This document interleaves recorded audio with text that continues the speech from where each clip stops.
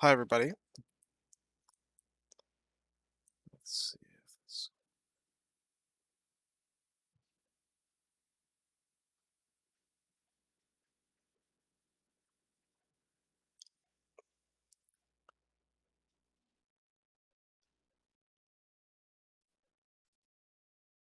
I'm just making sure that the stream is looking good. All right.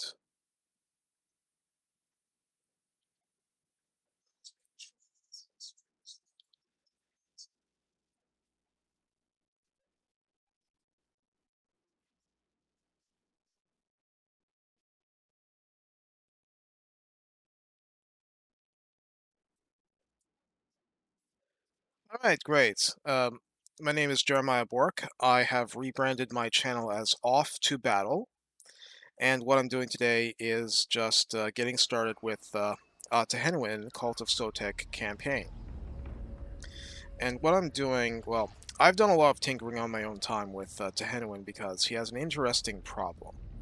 And that problem is that here he is doing his Cult of Sotek thing, and this is the situation that I'm playing with right now. So he has control of his starting province, here, here, here, and here. There were some shenanigans going on over here, so I took over this province, but it's held by a paper-thin margin.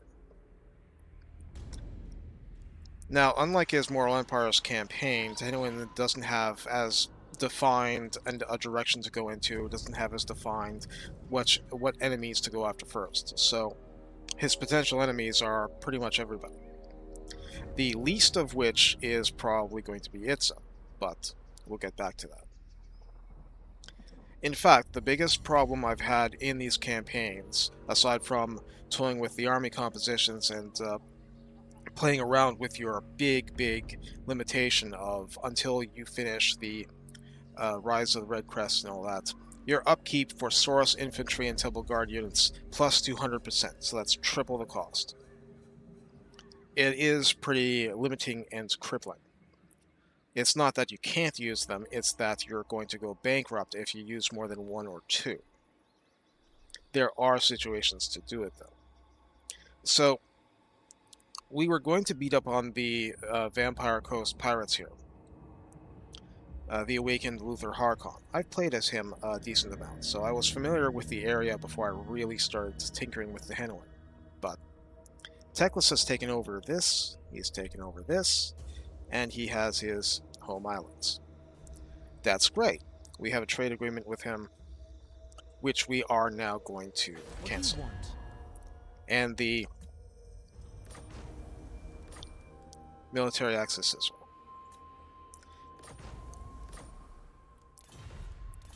He could declare war on us, but you see, that's okay. It's because the absolute worst thing here, for a faction that absolutely needs to control 2 provinces in order to get past this problem,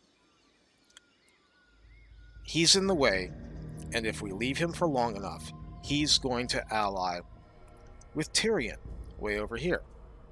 I haven't had any visibility there yet. Once that happens, I would have to fight off basically the entire High Elf faction forever, just to get this area.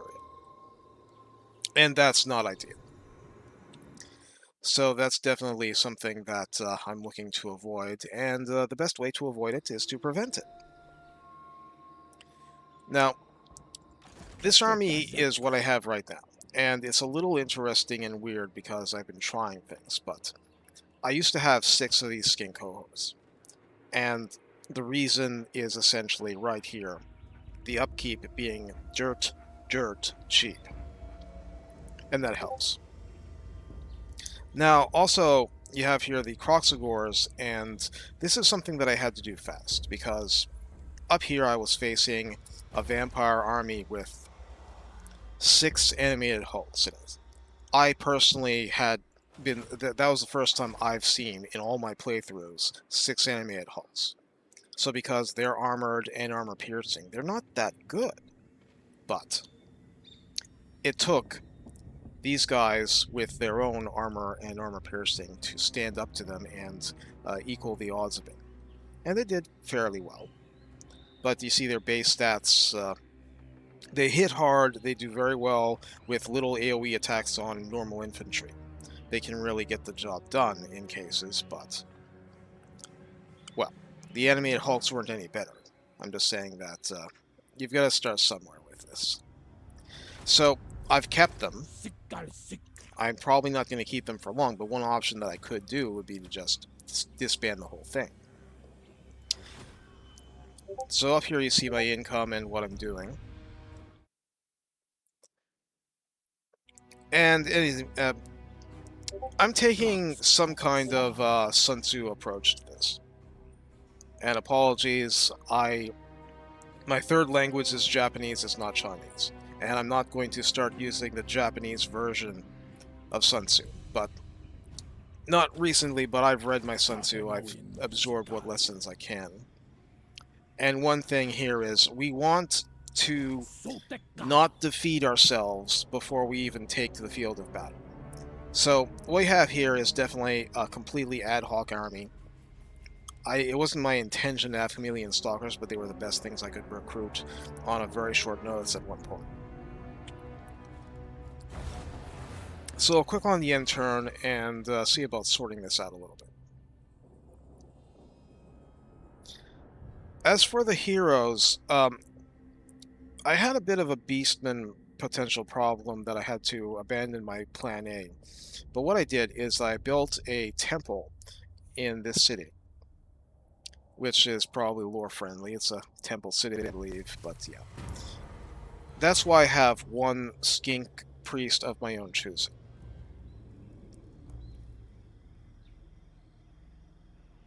No, that's too much money. That's just way too much money. So these guys are actually... They were actually there to steal some technology, in this case. And here, if I need to try to assassinate somebody, usually I've set up this one guy for completely just battle. But I didn't do that in this case, because I decided he's not really better or worse to a large degree with the kinds of stats changes that I'll get back. It's basically his max.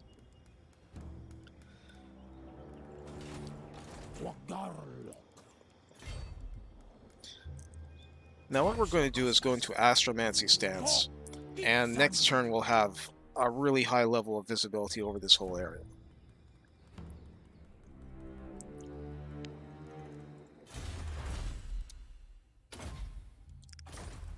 This is another little trick that I've learned. If I don't have lots of spies, Astromancy stance is going to give us... So you see there, you see over here. We have a lot of space that we haven't even looked at here, except this city. Let's see how that changes.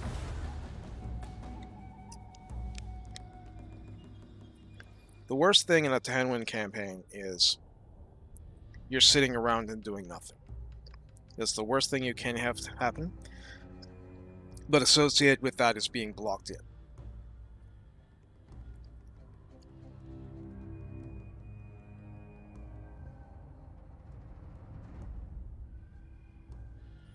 In the Vortex campaign, getting 2 provinces is just a lot simpler. No, I really want my casualty replenishment. Now, they might be targeting me right there. So you see we have visibility here, we have... it's been a lot. So we see that unless something's hiding out over here, that's basically their army for now. 3 mages. Now, one thing about the army that I have is that it's not really great for dealing with heroes yet.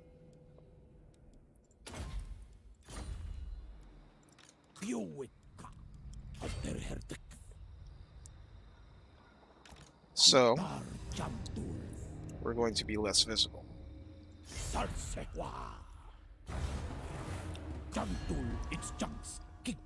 Here it comes.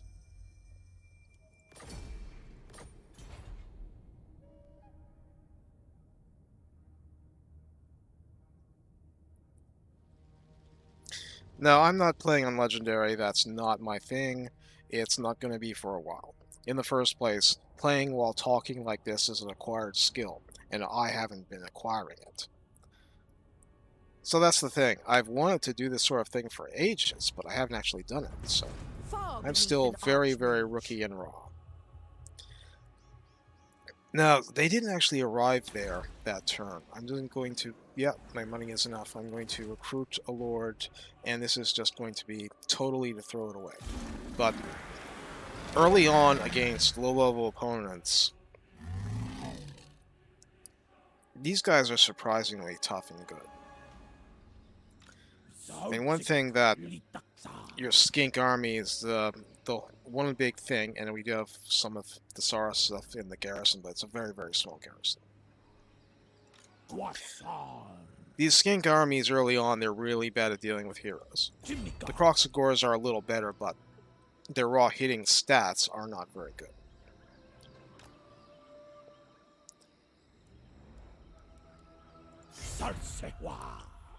And now we are going to see what happens. I don't have any money to upgrade this stuff further, but the scrying pool was to help if I have to go zipping around all over the place, and it also unlocking research, which is very important. You don't want to have 0 research to do. And that's also why I wanted the Beast Lair, even though I'm not in a position to recruit lots of that stuff right now. But right now, it's not important.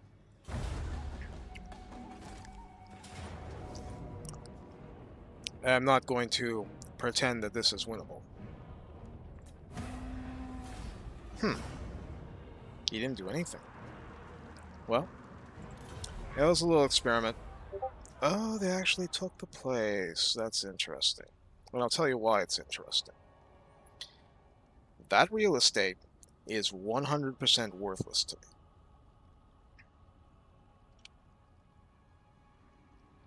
The only reason I had was because I took it from some Skaven that were still alive at one point. That's it. Attacking rather than defending is actually good for us.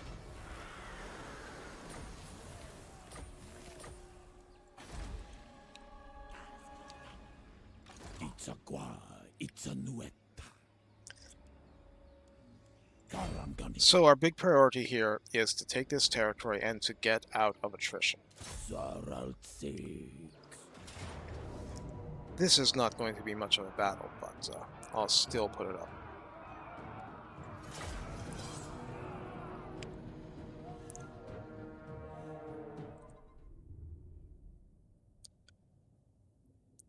So like I said, part of the approach is to try and, if you can't win without fighting, then, I mean, hey, it's a war game. Even in real life, that's not ideal. It's not something that actually happens. You at least want to not have defeated yourself before you've started.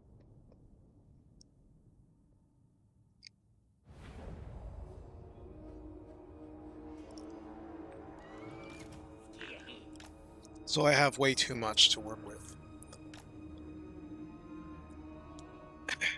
It's too divided, it's too varied, but there's no way that they can chew through our stuff.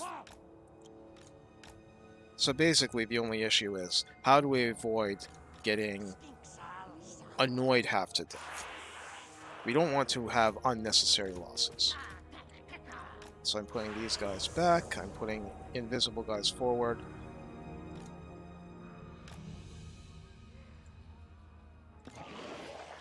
And I want to have this ready to go. Now, one thing that I always have, if I can, is to have the Jungle Swarm army ability up. Because often you have people who have artillery in their military for the sole purpose of making people run at you.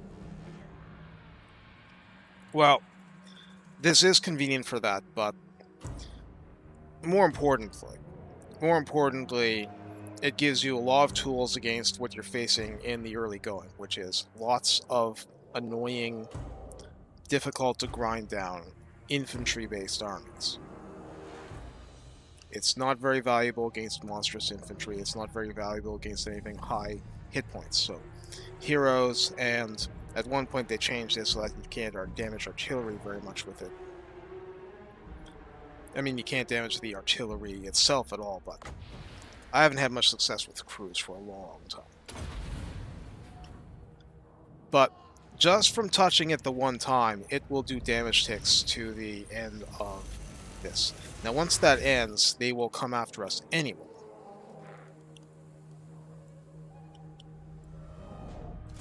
But before that happens, I'm willing to take losses in my Salamander hunting pack because this is their ideal target.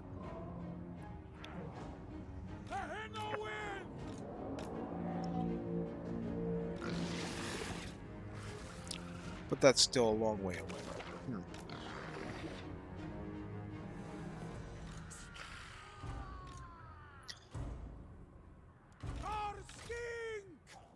Now, one thing that I'm not used to doing here, but I'm doing it here. I have him on a horn one. And that, of course, allows me to go in here and to... Okay, that's a bad idea.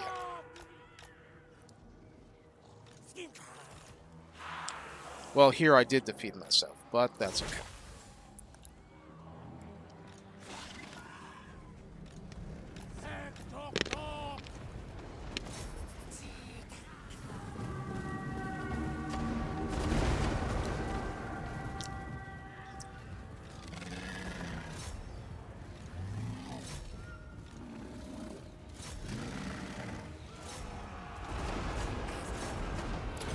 Now here we have the Cult of Sotek, and that's going to give us another crack at the apple.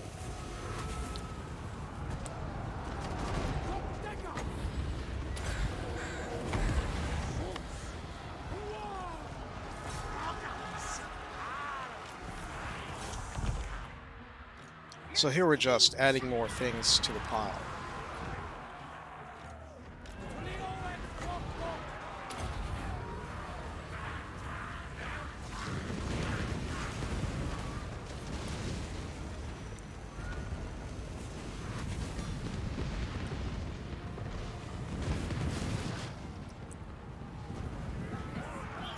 So our poison has done a lot of the work for us.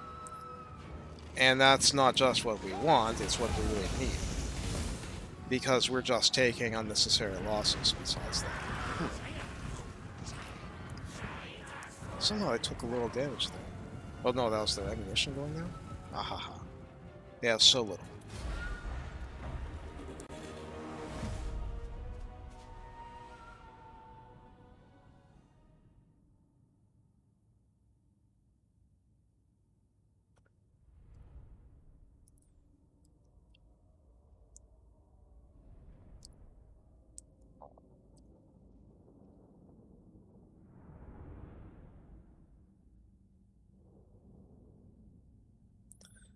So here what we didn't threaten our easily heavily damaged units, and we just tried not to lose too much of our own stuff. Thanks to having this Skink Chief in the army, we will regenerate all kinds of our attrition losses and everything like that. This is a very acceptable result. Well, we only had one actual kill. One of our people killed.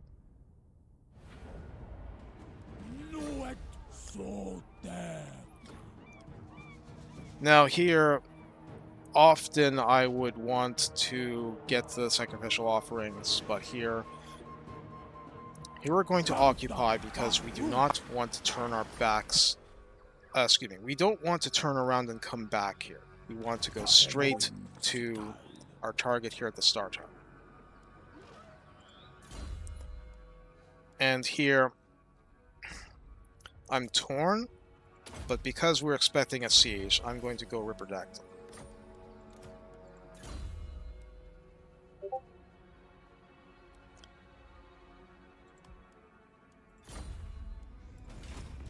So we're looking good, but basically, I refuse. Teclis is back into this army, and he's very annoying, but there's not a lot he can do to us except by charging through this vampire attrition heavy territory, or coming to our capital, which has a level 4 wall.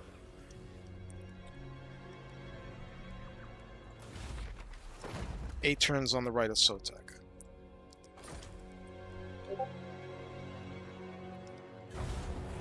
So yeah, the big thing here is to just not defeat yourself before you even start. I wouldn't be doing this unless I had reached a point where I've put walls on everything everywhere. I was going to try not doing that, but then a full stack of beastmen was coming around. I don't really want to do this, but I don't want him to come after me. 10 turns later, it's on.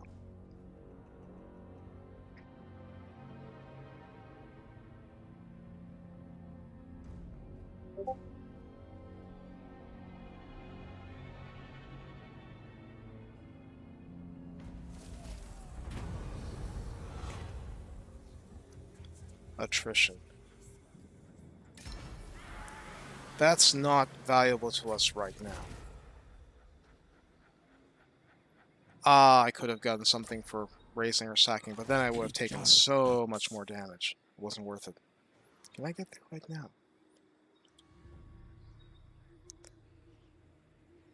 I don't think I can get there.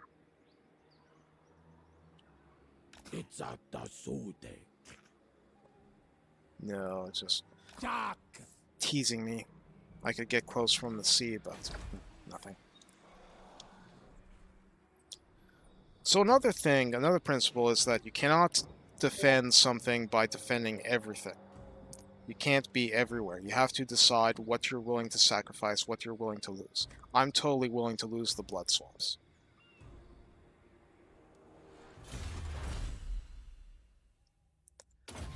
And I expect heroes might have a problem with us, so I'm going to have a hero-based stuff to help with what I'm trying to do with my heroes and what I'm trying to do to stop the other guys' heroes. But right now they're an annoyance. They're not actually doing anything to me.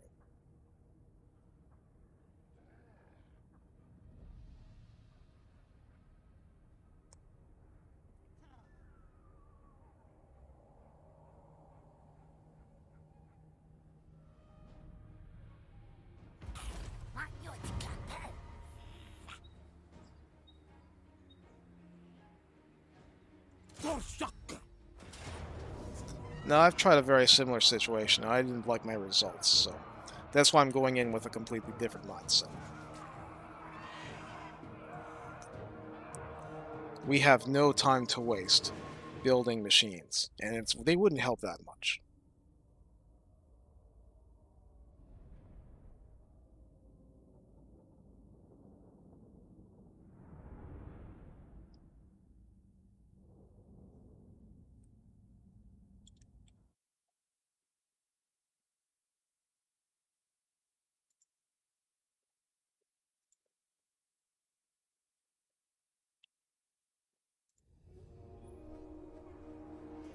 So this is going to be something of a more or less standard strategy, but this is the sort of reason why I actually have Chameleon Stalkers. I don't have to worry about their placement very much.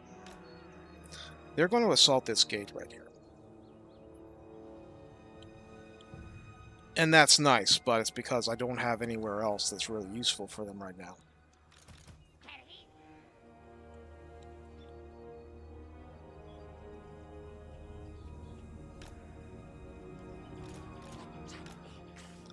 I don't want them shooting up at the walls because it's a waste. This is only to obstruct some things that are going to come its way.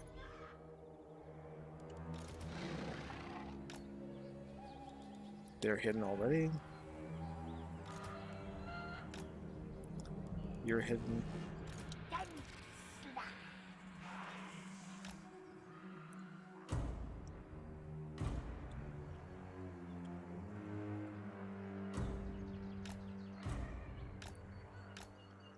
You're not hidden.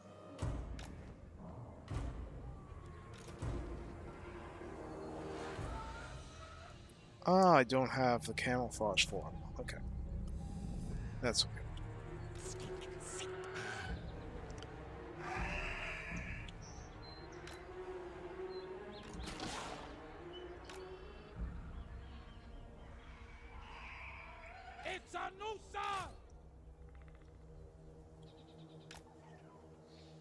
we'll have him hear us back as far as possible, because if we're going to succeed in the shenanigans, we're going to need Tehenhauin on that river deck.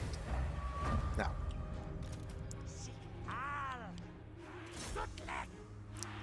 okay, this is normal. This is what I expected to see.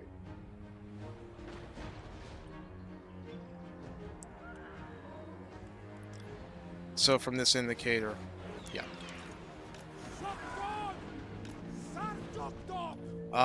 Took some damage I didn't want to. Well, okay.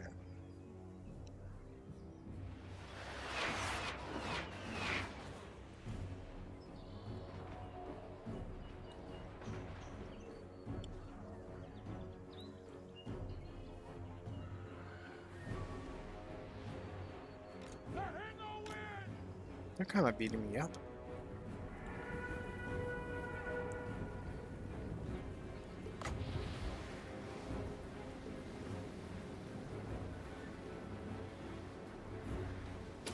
Often there's no valid target for this. I'm overjoyed to see 2 valid targets right here.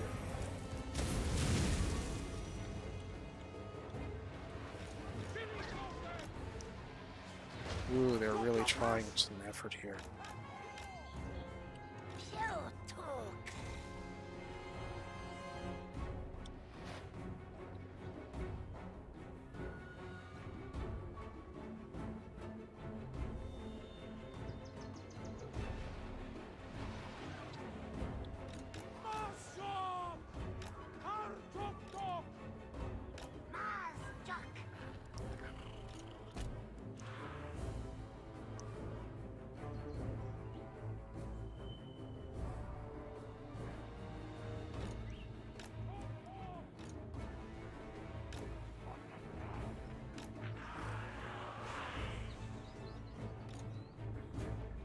They haven't really figured out what they're doing.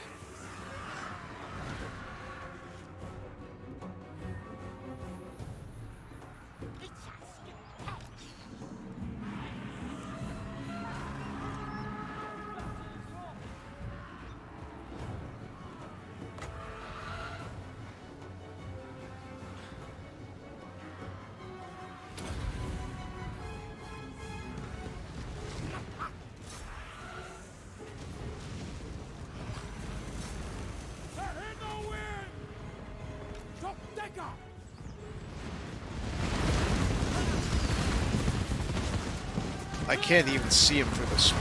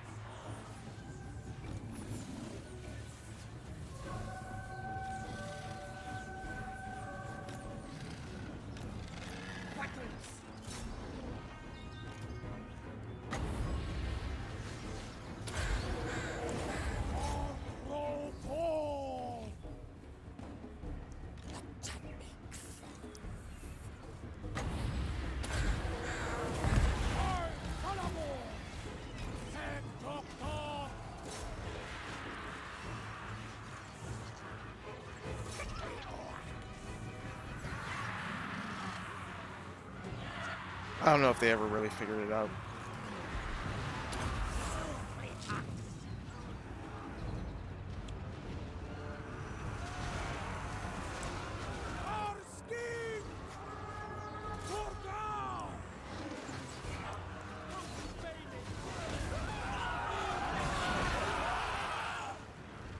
Hey, if you let him do it, he'll do it to you.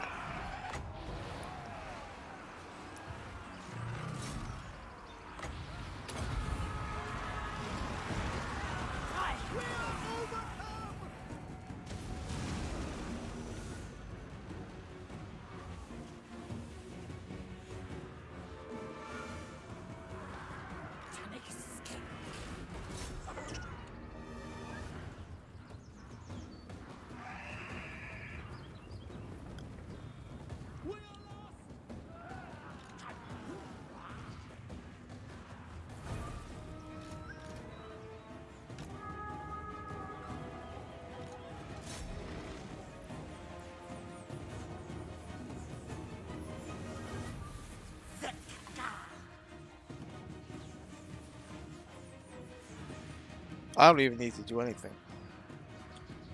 See that timer ticking down? They are done.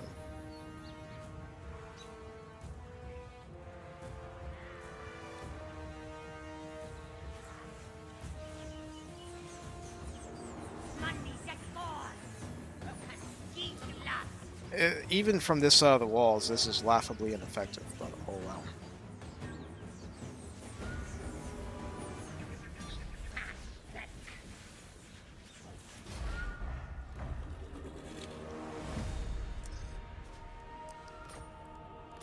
Yeah, that went better than any version of this had ever gone for me before.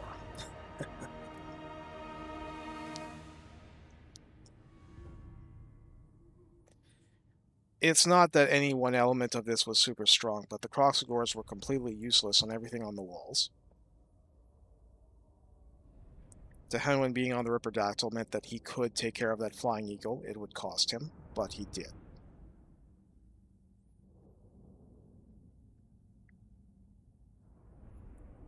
And I didn't even move my red-crested skinks to where they were going to get, you know, shot to absolute pieces.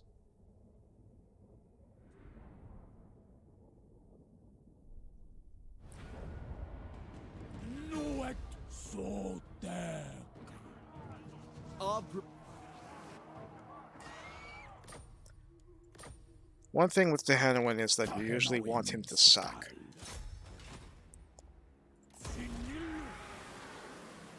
So, now you see, thanks to the Skink Chief, thanks to the general situation. Oh, yep, I gotta pop up that sacrifice. We want our jungle swarm up. It's just a big convenience. Now, I really want to go into that, the red line to help out, but right now, Curse of Anna here is way more important.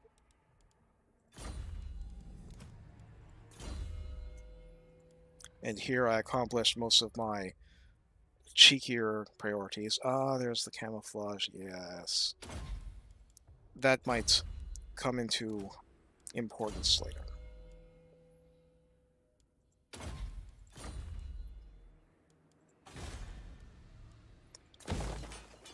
Fixer-upper, and we've got the Star Tower. Level 1, otherwise pristine.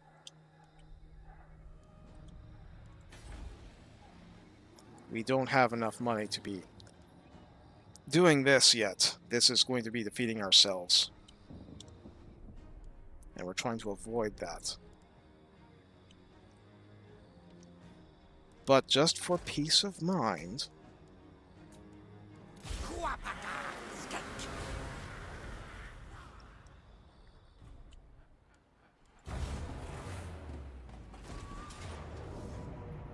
he got there faster than I thought.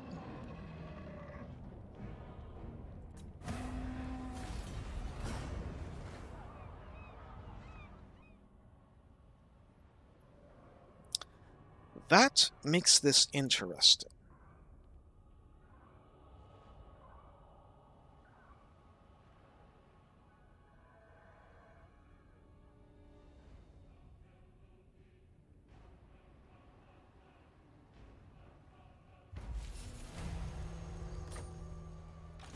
Darlock.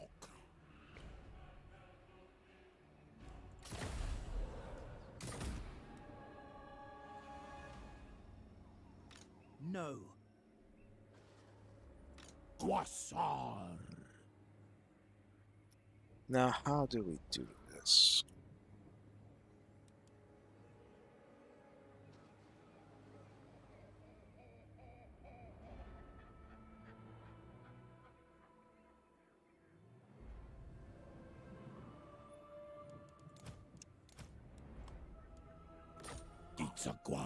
It's a nuet. Now, here is a very important sacrifice to make.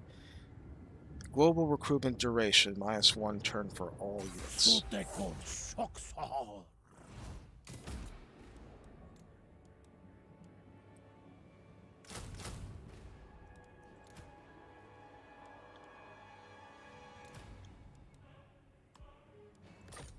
Zaltik litaksa.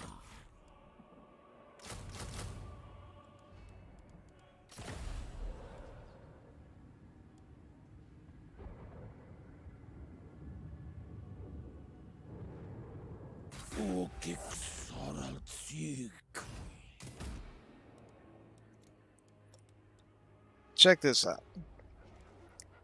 1100 recruit cost, upkeep 831.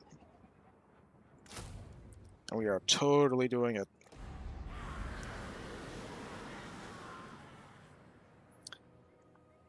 And there's a reason for this. Well, besides showing it off, but there's a reason for this. It's because of this special ability. Shield of Chakwa. An area effect plus 40% missile resistance. This is going to save us some grief against Teclis's army. And besides, they're going to hold very well. It's going to be just very difficult to dislodge them. They're a higher value target, which means that they will also be targeted in preference to everything else. Which means less targeting at things I don't want hit. Okay, so he forced marched to Fuming Serpent.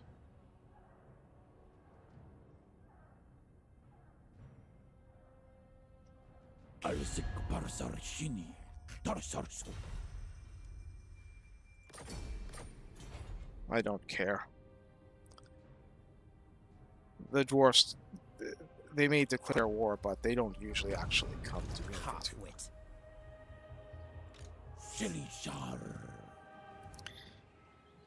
It's certainly possible to do this battle and win. Never. But I don't need to. Even though that they'll be tired, it doesn't really matter much.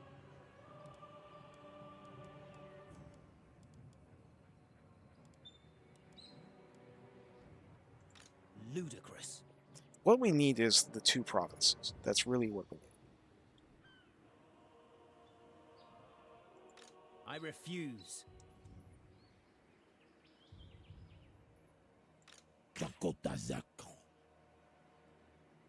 No. Sikal sik. Kibar jamtu. Salsewa.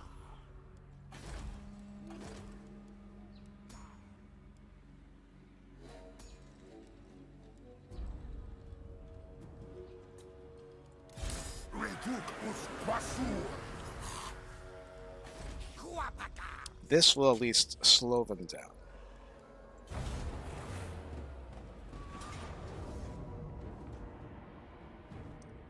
Gotcha.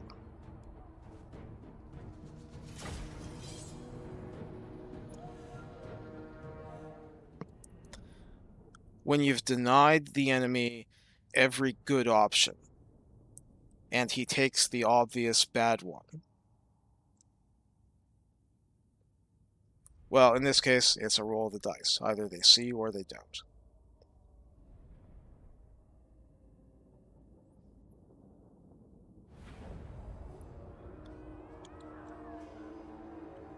Now it's a matter of setting this up so that we have as little annoyance as possible. Which is a little difficult.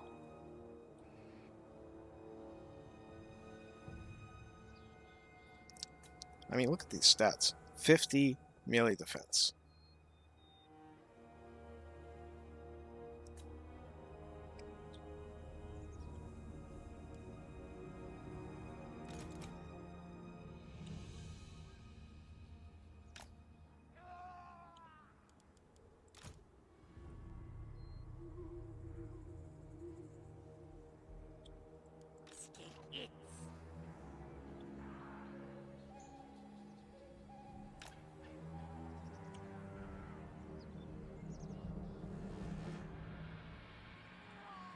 No, the only advantage here is that we drew them away from all their support from the settlement. Oh, that's a chariot.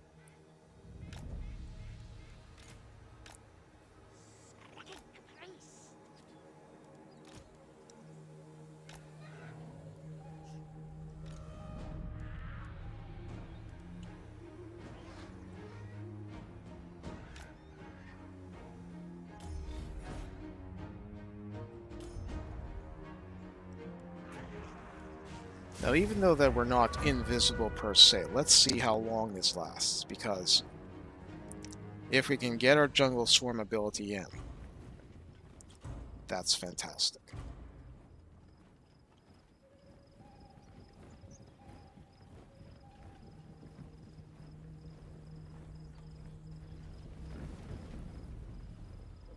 The tension in the air is palpable.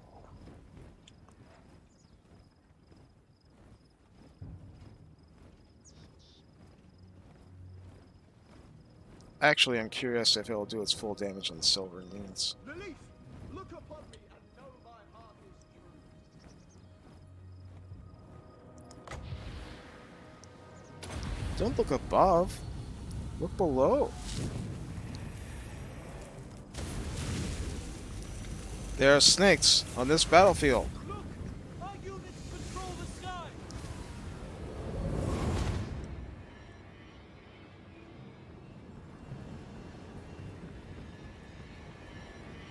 They're bothering to heal the units.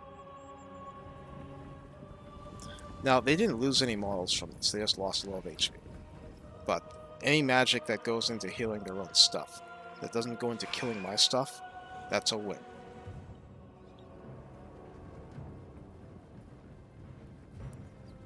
That's a lot of reserve. Often in Lustria, generally, I've noticed there's a lot of places with really, really horrible winds of magic going on. And why am I not bothered by this? Because every second they spend on this, my army ability is counting down, and I can do more damage before I've ever even engaged them in battle.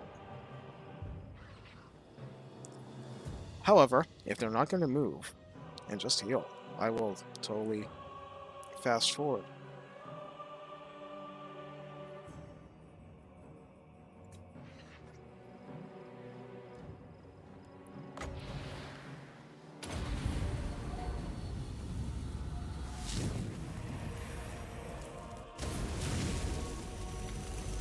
Insert sarcastic reptilian line here.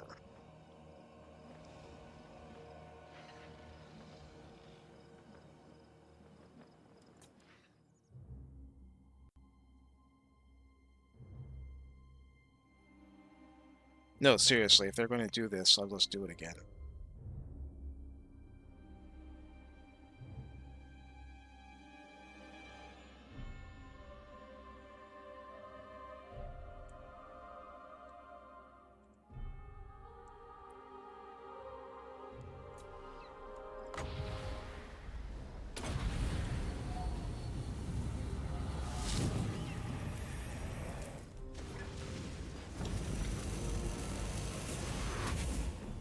Oh, they didn't like that.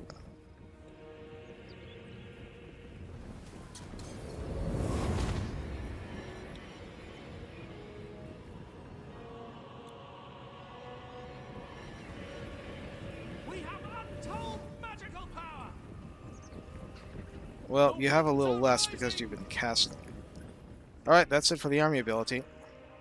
Are they going to come straight to us, or what?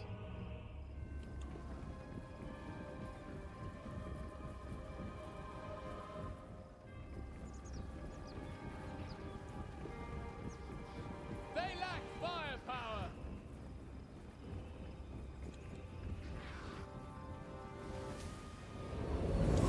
Yeah, I am leery of doing this, but...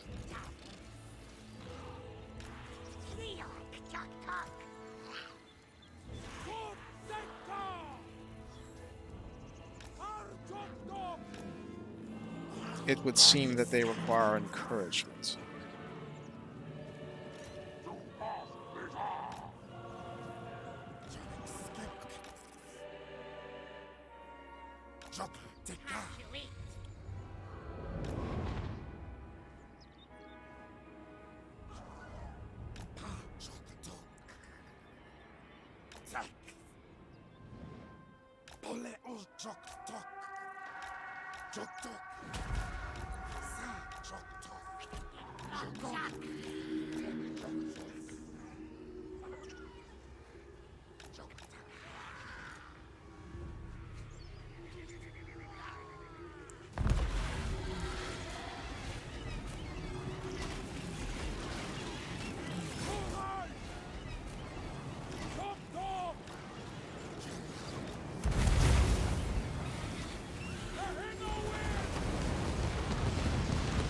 Yeah, they don't like that.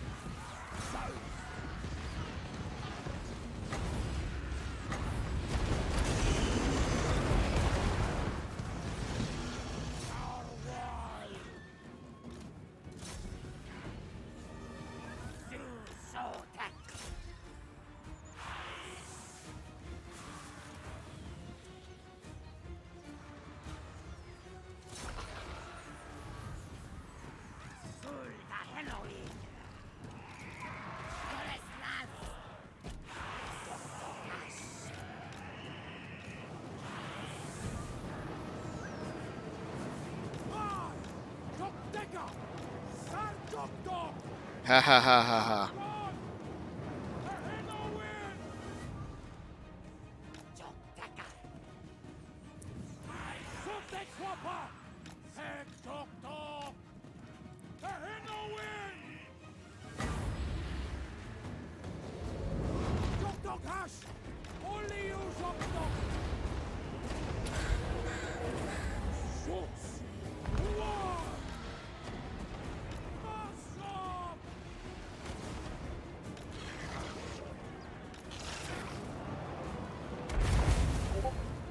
That did hurt a little.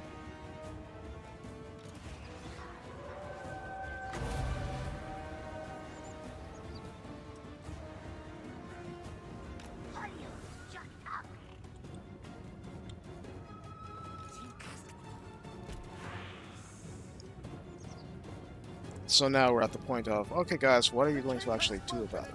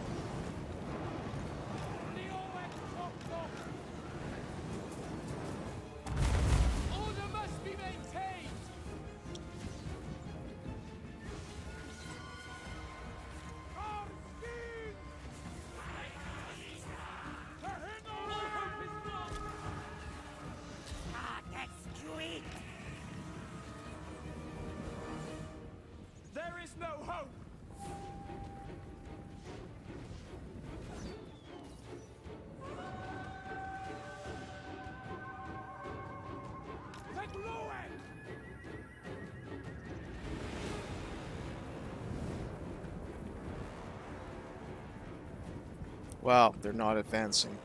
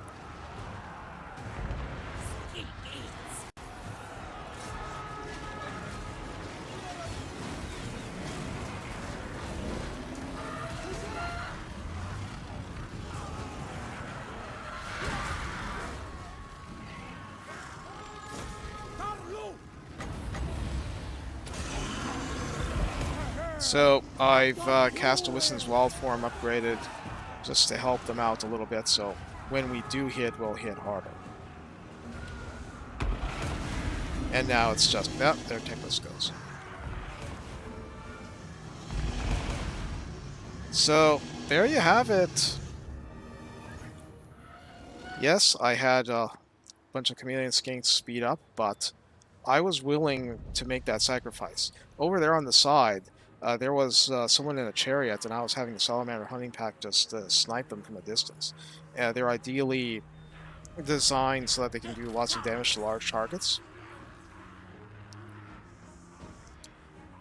My Croxagores, I lost a couple.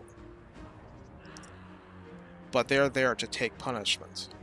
Requested Skinks, I didn't lose very much, but they were just there to help at the end.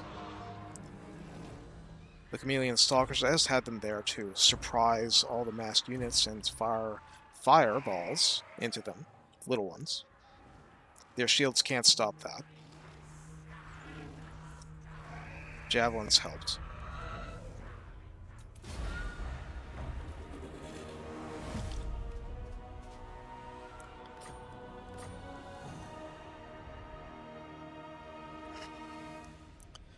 So here's the tail of the tape. Not surprising, but Teclis and this other mage, the High Mage, they did most of the actual killing damage to us. And plus one of the Lothern Sea Guards.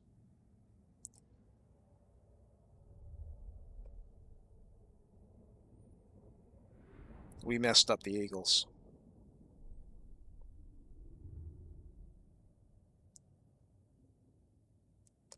So, MVP Jungle Swarm, but it's not the only issue.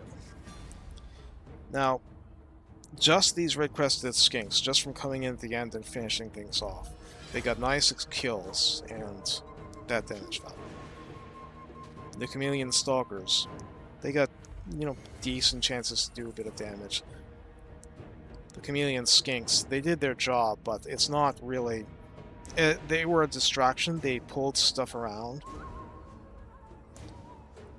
Tehenhauin had a few Flocks of Doom and helped with Techless. That's probably where the damage value comes from.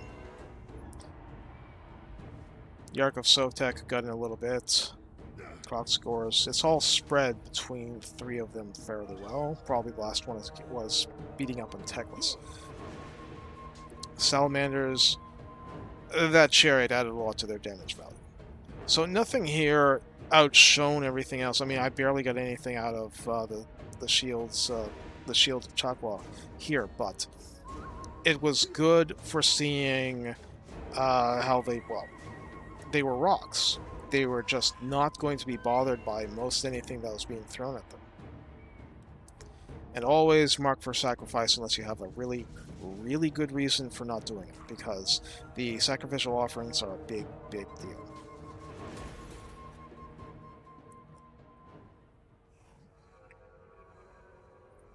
Now, in this instance, it's more important to finish off that army than to take Fuming Serpent. Just because we know they don't have anything else within the area. And it's basically for no other reason.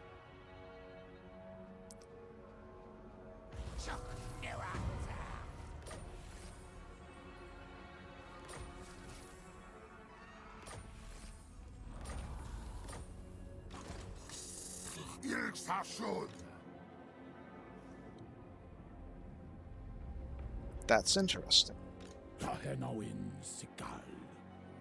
If we get careless, they will beat us.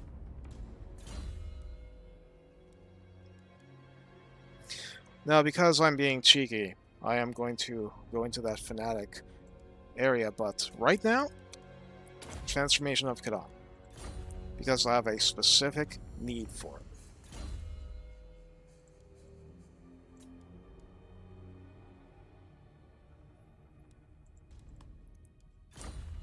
Damage walls because I'm going after the Awakened.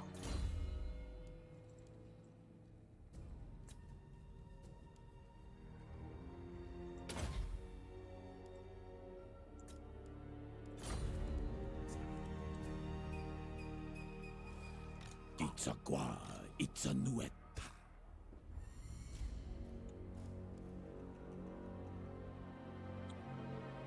This is absurd.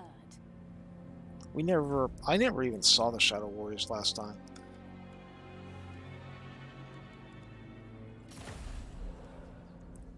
Let's get plus 10 armor for all units. It'll help.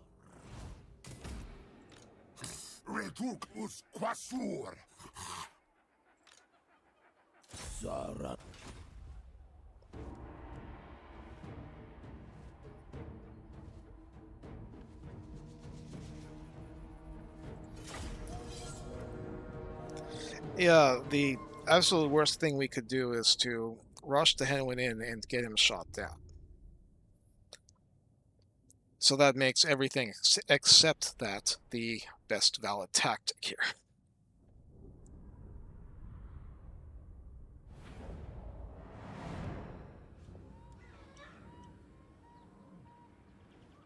I'm getting reinforcements. They are not important. They are weirdly bunched up. Weirdly. I'm not worried about the formation issue.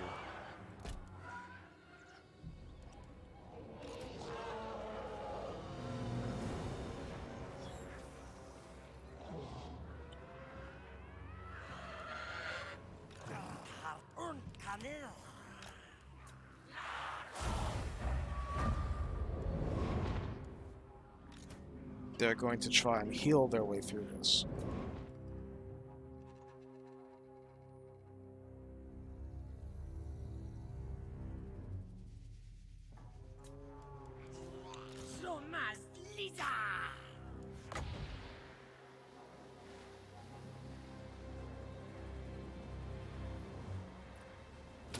Those thin formations in the back are working against them.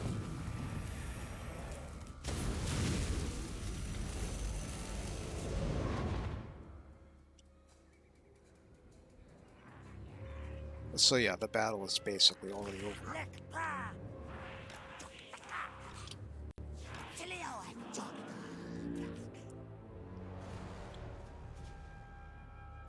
This time they are advancing towards us. I've set a chameleon stalker trap.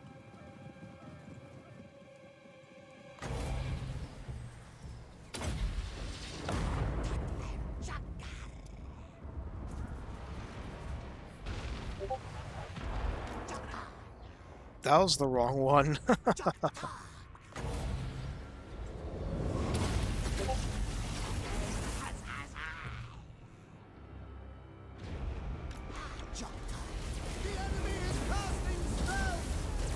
Yes. Yes, the enemy is.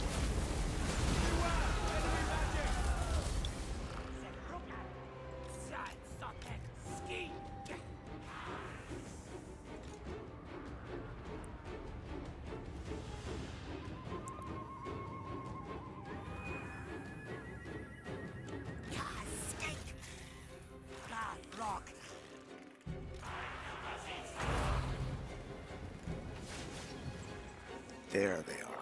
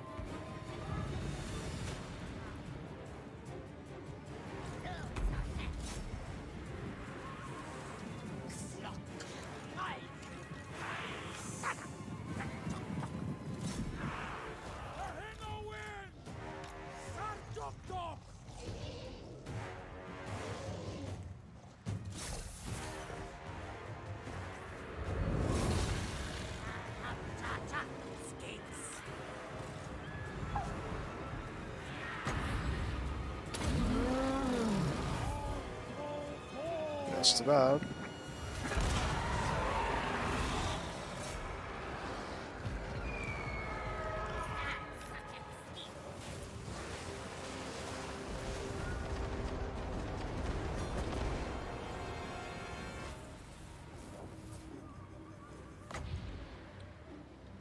I don't need to do this, but why not?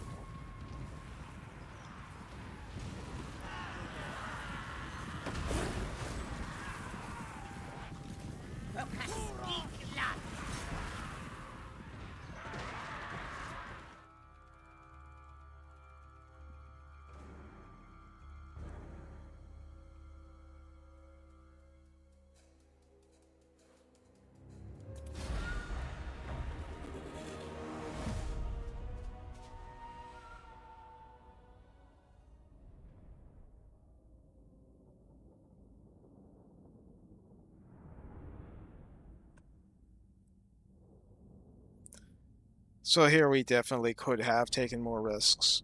There was no need to. And besides, all that finagling I did to make sure that I got a Priest of Heavens, it paid off. Well, it's starting to pay off. But I still want that guy to steal technology whenever possible, too.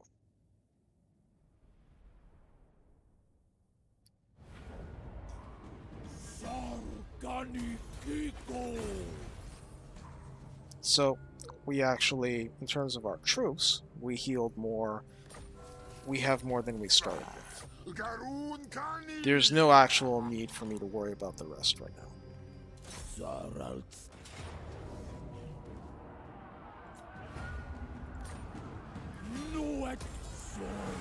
We are sacking it. We got Blessed Source Warriors.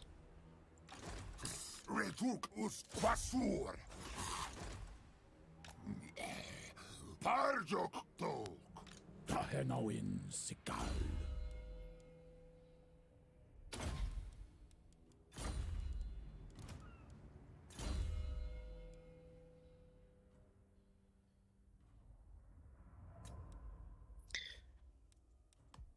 One more for damaged walls, because we will be using him in that capacity.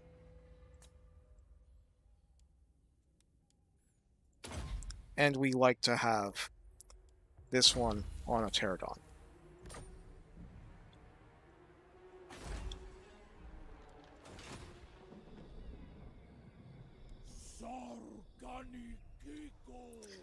So, made a lot of money. We have pretty bad income.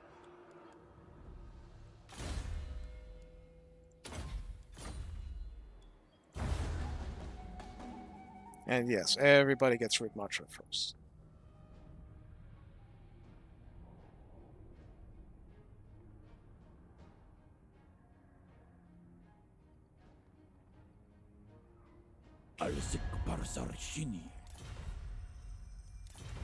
We don't want a defensive alliance.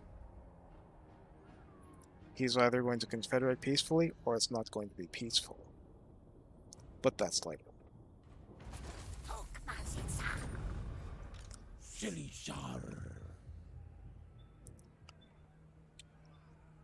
So, one last thing that I'm going to do here, and it's very simple.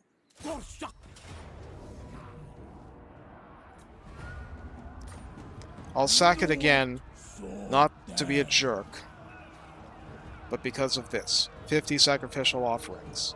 It matters. Death holds no fear.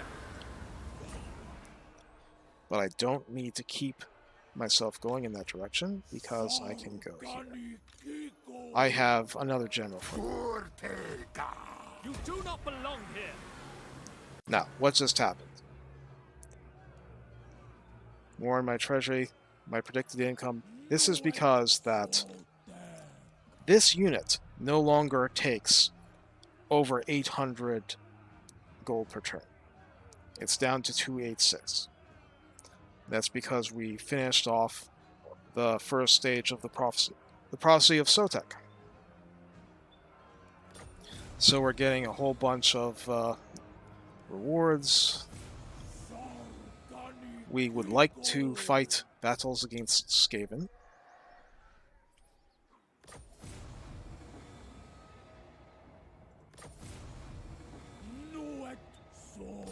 We'll have to do more sacrifices, of course.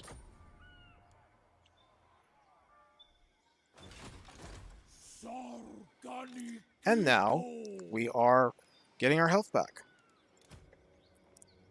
And this is where the cheeky stuff really gets into high gear.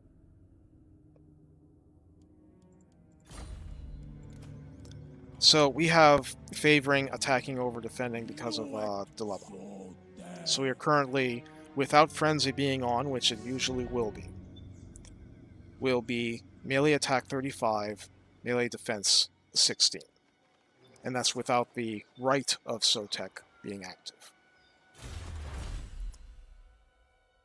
My need for diplomatic relations is not so great right now.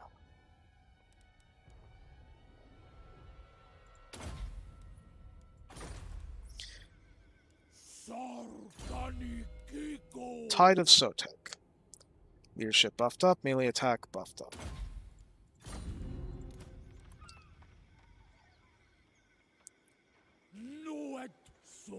So, because of Tide of Sotek,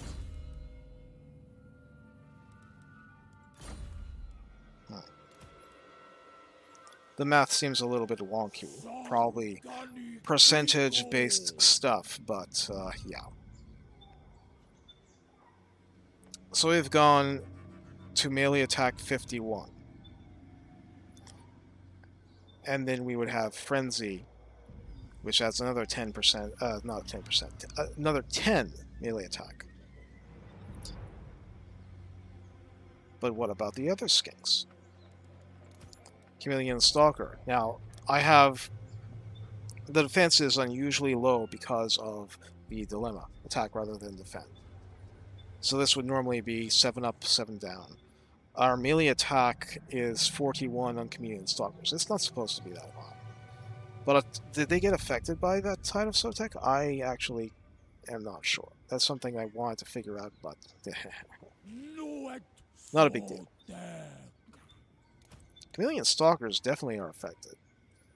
So their melee defense here, because of the dilemma, is really bad, but their melee attack is quite high. Your ordinary skink cohort with javelins, and because of attack, this is a new thing with the Oxyotl DLC. Because of attack, their melee attacks also have poison. It used to be a red-crested skink thing pretty much exclusively, or Chameleon Stalkers, I think. But no, the average skink cohort now has poison in melee also, not just from the javelins. Melee defense is 20. And that's despite being unit rank 4, but that's because of the dilemma. So, 120 of these on large. They all come with bronze shields.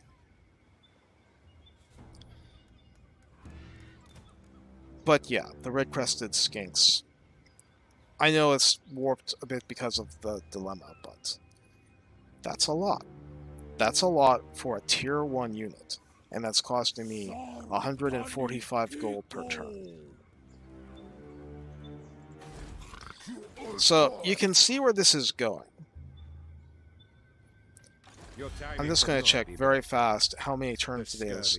4 turns. We'd prefer if Harkin just beats up on the remnants of the Order of Lore Masters and takes that problem out of our hair and weakens his own forces. But we'll see. We won't see in this episode, but we will see. And just to leave the volcanic islands a little tidier than I left it by smashing and looting. There we go. Alright, that's the stream for now, and I did see the question when I switched to the stream software about playing a game of custom battles. I actually have no experience doing it. I'll have to talk to some people who've been helping me with setting up my nascent YouTube career about doing that, but that probably is a thought and an option. I just have no experience doing it, so it'll just take a little bit of experimentation. Anyway, anyone out there, it's been nice getting my voice out and giving people thoughts as to how to take Tehenhauin and make this sing. Okay, happy warring. Until I'm off to battle again, this is Jeremiah Bork signing off.